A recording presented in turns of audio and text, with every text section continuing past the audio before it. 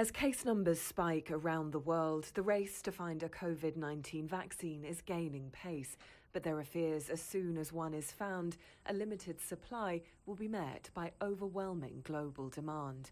The World Health Organization wants to make sure that any future vaccine is distributed fairly around the world.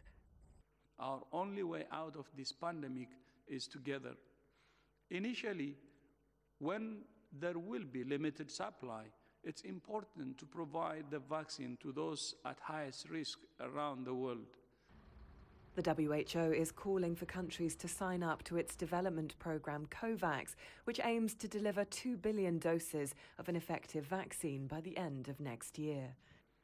Through the allocation framework, COVAX will ensure that low, middle, and high-income countries all receive the vaccine in a timely way as soon as there is supply of a safe and effective vaccine. So far, 172 countries are engaging with the scheme, some 70% of the world's population. But the offer has not been taken up by the US and many European nations. The US and EU have put in advanced orders for hundreds of millions of doses of potential vaccines, with fears that that could limit supply for poorer nations. Reports suggest that EU officials think that they can strike up better deals directly with pharmaceutical companies than through COVAX. 5 potential vaccine candidates have reached an advanced stage of clinical trials, but there's continued uncertainty.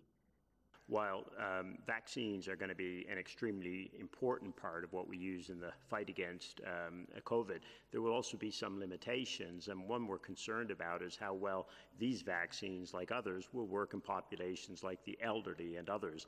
And this is where sometimes an intervention like the monoclonal antibodies can be very important, because potentially this may work in populations where a vaccine or others wouldn't. The WHO has given countries a deadline of August the 31st to join its COVAX scheme, urging wealthier nations to sign up. It fears national interests could impede global efforts to defeat the virus. Lucy Hoff, CGTN, Brussels.